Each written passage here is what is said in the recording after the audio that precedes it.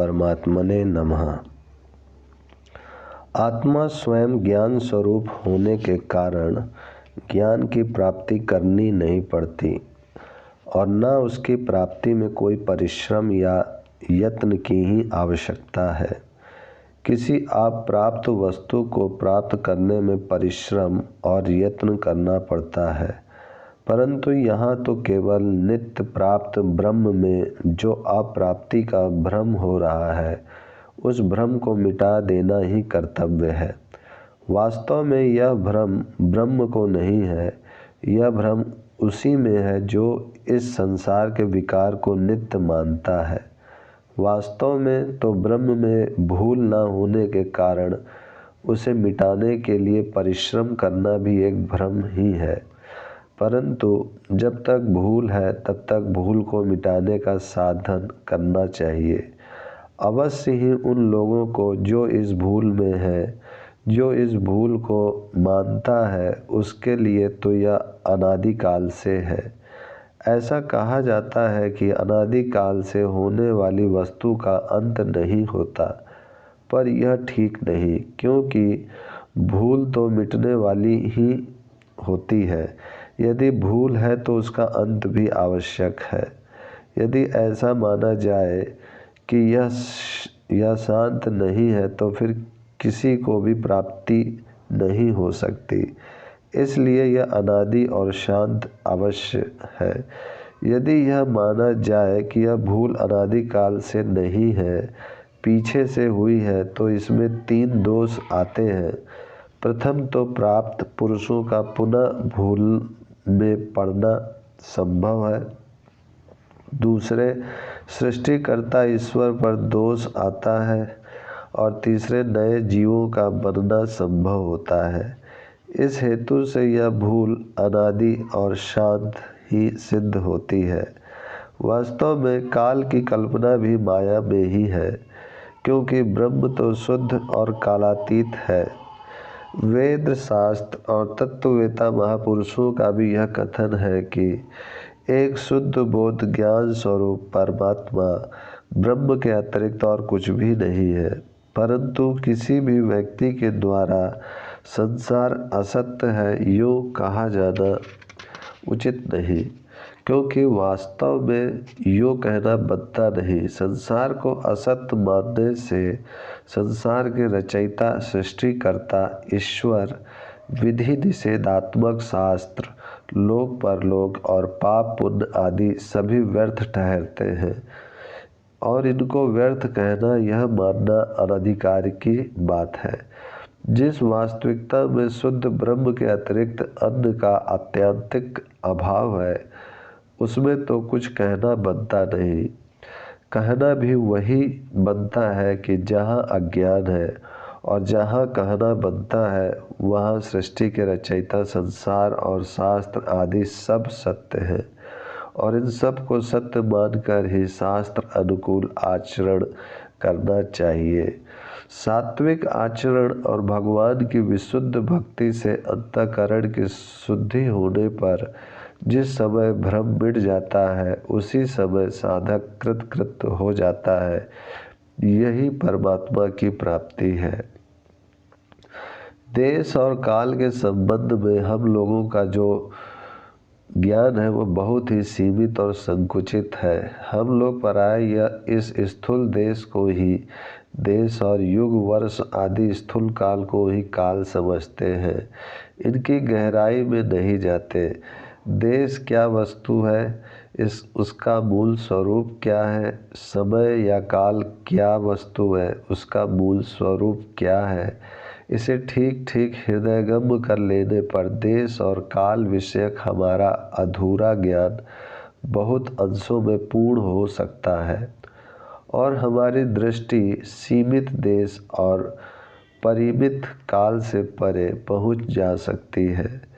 विचारणीय विषय यह है कि हम जिस आकाश आदि को देश और युग वर्ष मास दिन आदि को काल समझते हैं, वह देश काल तो प्रकृति से उत्पन्न है और प्रकृति के अंतर्गत है।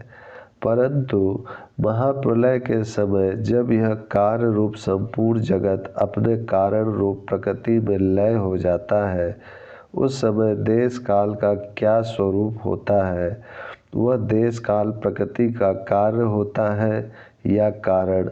इस प्रश्न पर विचार करने से यह प्रतीत होता है कि स्थूल देश काल जिस प्रकृति रूप देश काल में लय हो जाता है, वह प्रकृति रूप देश काल तो प्रकृति का स्वरूप ही है, और इस प्रकृति का जो अधिष्ठान है, अर्थात यह प्रकृति अपने कार्य संपूर्ण जड़ दृश्य वर्ग के लय हो जाने के बाद भी जिसमें स्थित रहती है, वह अधिष्ठान प्रकृति का कार्य कभी नहीं हो सकता।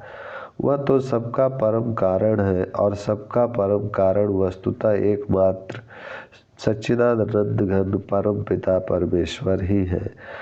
उस विज्ञानंद घन परमात्मा के किसी अंश में मूल प्रकृति या माया स्थित है। वह प्रकृति कभी साम्य अवस्था में रहती है और कभी विकार को प्राप्त होती है।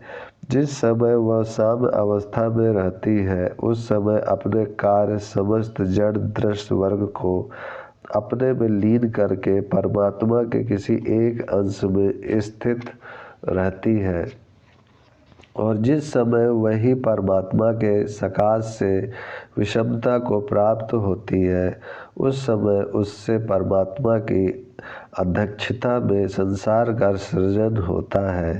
सांख्य और योग के अनुसार सत्व, रज और तम ये तीनों गुण प्रकृति के स्वरूप हैं, परंतु गीता आदि वेदांत शास्त्रों के अनुसार ये प्रकृति के कार्य हैं। प्रकृति में विकार होने पर पहले सत्वगुण की उत्पत्ति होती है, फिर रजोगुण की और उसके बाद तमोगुण की। सत्वगुण से बुद्धि और ज्ञानेंद्रियां, रजोगुण से प्राण और कर्मेंद्रियां तथा तमोगुण से पंच स्थूल भूतों की उत्पत्ति हुई है। इन्हीं भूतों में आकाश है, और यही आकाश हमारे इस व्यक्त स्थूल देश का आधार है। इसी प्रकार हमारा युग, वर्ष, मास, दिन आदि रूप स्थूल काल भी प्रकृति से पारिभूत है। यह देश काल का स्थूल रूप है। यह जड़ और अनित्य है। सबका अधिष्ठान होने से परमात्मा ही सबको सत्ता स्फूर्ति देता है। इस प्रकार वह समस्त ब्रह्मांड में प्रत्येक वस्तु में व्याप्त होने पर भी इस स्थूल देश काल से और इस देश काल के कारण रूप प्रकृति से भी परे है। स्थूल देश काल को तो हमारी इंद्रियां और मन समझ सकते हैं, परंतु सूक्ष्म देश काल तक उनकी पहुंच नहीं है। महाप्रलय के समय प्रकृति जिस परमात्मा में स्थित रहती है, और जब तक स्थित रहती है, वह अधिष्ठान रूप देश और काल वास्तव में परमात्मा ही है। वही मूल महादेश और महाकाल है। वह चेतन, उपाधि रहित, नित्य, निर्विकार और परिणामी है। वह काल का भी महाकाल और देश का भी महादेश है। सारे काल और देश एक उसी में समा जाते हैं। परमात्मा का यह नित्य, सनातन, शाश्वत और चिन्मय स्वरूप ही देश काल का आधार है। यह सदा सर्वदा एक रस है। अव्याकृत मूल प्रकृति महाप्रलय के समय इसी परमात्मा रूप देश काल में रहती है। हमारी बुद्धि में आने वाला यह माया रचित जड़ और अनित्य देश काल तो बुद्धि का कार्य है और बुद्धि के अंतर्गत है। बुद्धि स्वयं माया का कार्य है। इस माया के स्वरूप को बुद्धि नहीं बतला सकती, क्योंकि यह बुद्धि से परे है, बुद्धि का कारण है। इस माया के दो रूप माने गए हैं, एक विद्या और दूसरा अविद्या। समष्टि बुद्धि विद्या रूपा है, और जिसके द्वारा बुद्धि मोह को प्राप्त हो जाती है, वह अज्ञान ही अविद्या है। अस्तु, उपयुक्त विवेचन के अनुसार देश काल के ये तीन भेद होते हैं। पहला, नित्य महादेश या नित्य महाकाल। दूसरा, प्रकृति रूप देश या प्रकृति रूप काल। तीसरा प्राकृत यानी प्रकृति का कार्य रूप स्थूल देश या स्थूल काल। इनमें पहला चेतन नित्य अविनाशी अनादि और अनंत है। शेष दोनों जड़ परिवर्तनशील अनादि और शांत है। जिसको सनातन शाश्वत अनादि अनंत काल स्वरूप नित्य ज्ञान स्वरूप और सर्वाधिष्ठान कहते हैं। निर्विकार निराकार परमात्मा का वह स्वरूप ही मूल नित्य महादेश और महाकाल है। महाप्रलय के बाद जितनी देर प्रकृति की साम्य अवस्था रहती है वही प्रकृति रूप काल है और अपने कार्य रूप समस्त स्थूल दृश्य वर्ग को धारण करने वाली होने से यह कारण रूपा मूल प्रकृति ही प्रकृति रूप देश है। आकाश दिशा लोक द्वीप नगर और कल्प युग वर्ष अयन मास दिन आदि स्थूल रूपों में प्रतीत होने वाला प्रकृति का कार्य रूप यह व्यक्त देश काल ही स्थूल देश और स्थूल काल है। इस कार्य रूप स्थूल देश या स्थूल काल की अपेक्षा तो बुद्धि की समझ में न आने वाला प्रकृति रूप देश काल सूक्ष्म और पर है और इस प्रकृति रूप देश काल से भी वह सर्व अधिष्ठान रूप देश काल अत्यंत सूक्ष्म पराति पर और परम श्रेष्ठ है जो नित्य शाश्वत सनातन विज्ञानानंद घन परमात्मा के नाम से कहा गया है। वस्तुतः परमात्मा देश काल से सर्वथा रहित है, परंतु जहाँ प्रकृति और उसके कार्य रूप संसार का वर्णन किया जाता है वहाँ सबको सत्ता स्फूर्ति देने वाला होने के कारण उस सबके परम आधार अधिष्ठान रूप विज्ञानानंद घन परमात्मा को ही देश काल बतलाया जाता है। संक्षेप में यही देश काल तत्व है। ओम शांति शांति शांति।